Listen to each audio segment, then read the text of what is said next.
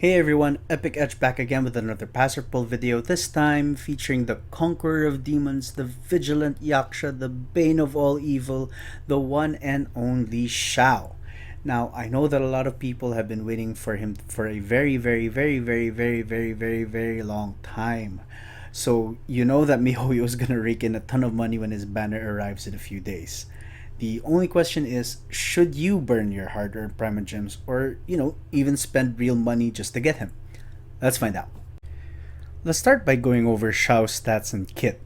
So as we can see here, Xiao's attack goes all the way up to 349, and he also scales crit rate, which is pretty good for a DPS, and it lower artifact requirements slightly, especially if you're unlucky with crit rate rolls like me. Next, we'll take a look at Xiao's kit. I won't even bother trying to say the full name of this elemental skill. It's too complicated, and so I'll just be calling this wind cycling moving forward. So this skill is relatively basic. It's just a high-speed dash that deals animo damage. What makes this skill unique though is that you can use it while in the air, as you can see there, and that it has two charges. So you can actually chain the skill with itself and do some really nice burst damage. Next, we have Xiao's Burst, Bane of all Evil. So Xiao's gonna go put his mask on, which will grant him a bunch of effects. The mask will increase Xiao's jumping ability, it will increase his AoE range and damage, and imbue himself with animo. But more importantly, the animo cannot be overridden by other skills. So that means if you use a C6 Bennett or you like to play with Chongyun, you don't have to worry about Xiao adopting the pyro or cryo effects. He's just going to deal continuous animo damage all the time. Now, one of the lessons I've learned from playing gacha games all these years is that loaded skills like these are pretty good, and it makes a hero very powerful. And there is nothing to suggest that Xiao won't continue that trend. Now, of course, there's a few drawbacks to the skill. Xiao will lose HP every second that the burst is active, and you don't want to switch Xiao out while it's active, as it will terminate the skill immediately. Let's move on to Xiao's multipliers. As always, we'll take a look at his level 7 skill up, since that's where most people will have him unless they turn into Xiao mains. These are for his normal attack, nothing too crazy here, but solid numbers overall on the attack chain, the charge attack, and plunge damage. The most important thing about this skill though is that he will never take damage from plunge attacks regardless of how high up he is. Next up, we have wind cycling. Fairly straightforward, we're looking at about 380 at level 7. So if you chain those two charges together, you get a burst of about 760%. Cooldown is a little long though at 10 seconds per charge, so make sure you keep that in mind. Lastly, Bane of all Evil has a nice 81% bonus multiplier for Xiao's auto attacks at level 7. Now there is an HP drain of 2% of his current HP per second, so that means the lower his HP, the lower the drain, and of course the higher the HP, the larger the drain. And I like the fact that it's current HP and not max HP. The skill has a duration of 15 seconds, so that will be 15 ticks of HP drain. The skill also comes with an 18-second cooldown, so that competes all the way to a 3-second downtime.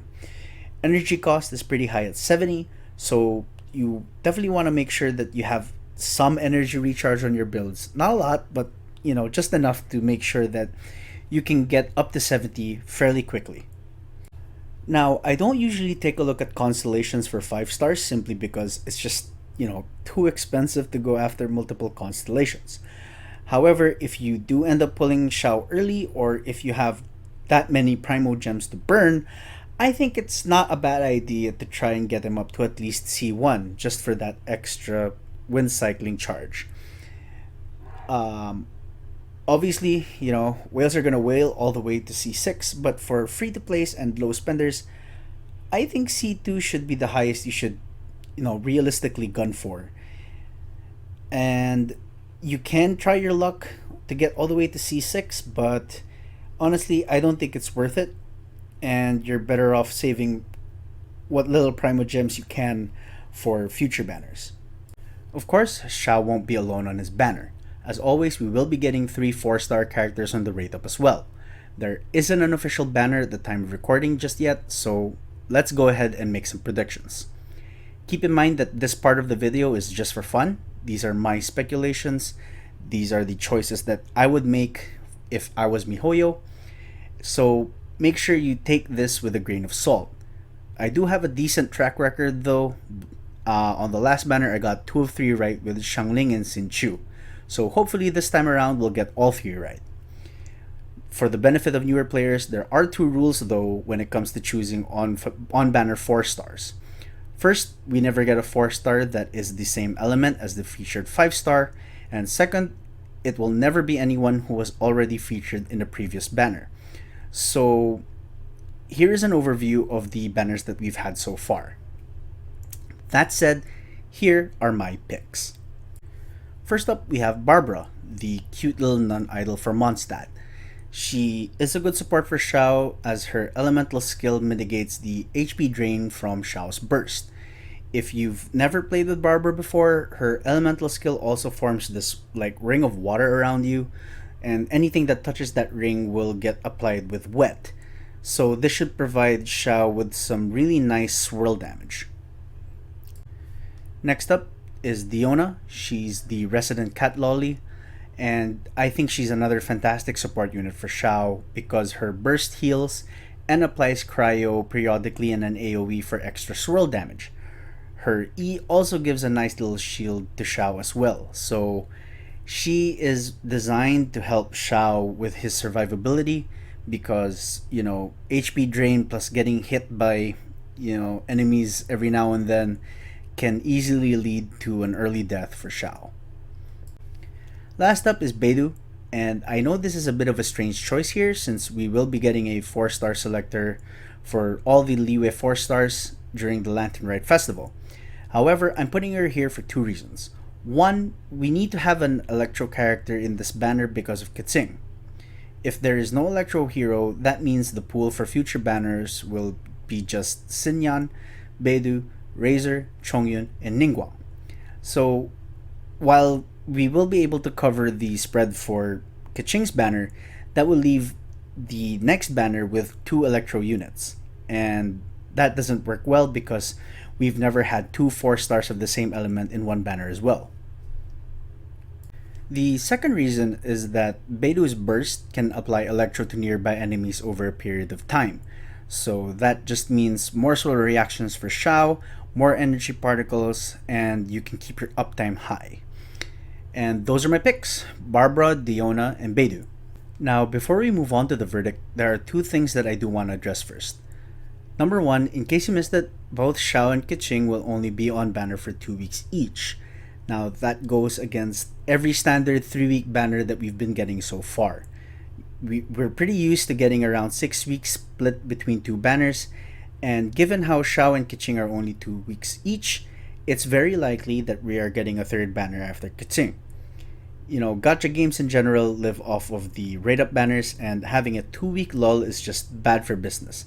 And I don't think that patch 1.3 is only going to be a 4-week thing.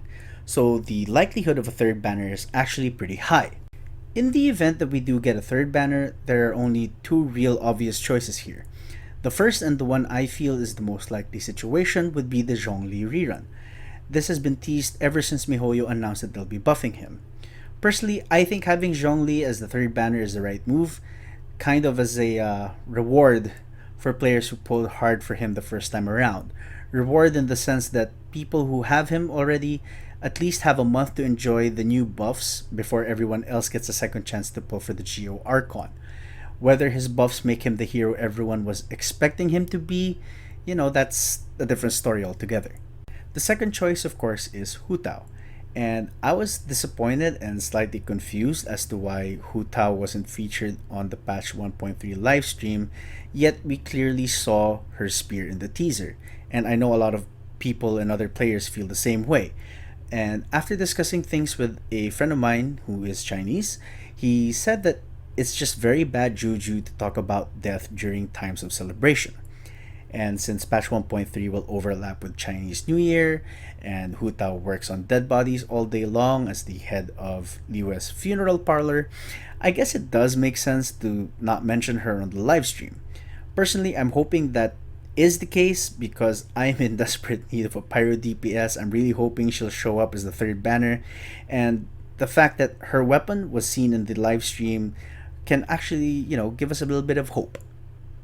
The other thing I want to briefly talk about is whether you should go all in on Ganyu while you have the chance, or if you should hold off and go all in on Xiao.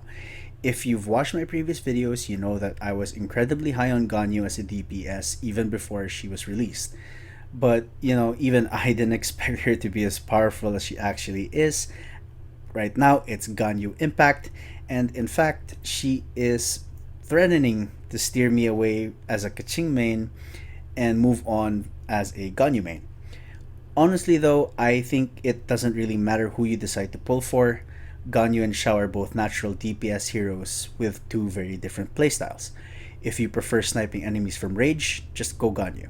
If you want a faster and more in-your-face playstyle, go Xiao. So your playstyle preference will play an important role in deciding who to pull for. You'll also want to take a hard look at your current character roster to try and see if there are any gaps in your elements. Those two factors should help you make the best decision for you. Having said all of that, on to the verdict. Pass or pull? Come on, do we really... I mean, Xiao is very obviously a pull, right? He's the complete package. He looks cool, his kit is strong, he shouldn't be difficult to build, it's easy to work around the HP drain on his burst, and he's just designed to hit very, very hard. And in a game like Genshin Impact, you always want to have hard hitters on your team. So Xiao, definitely a pull.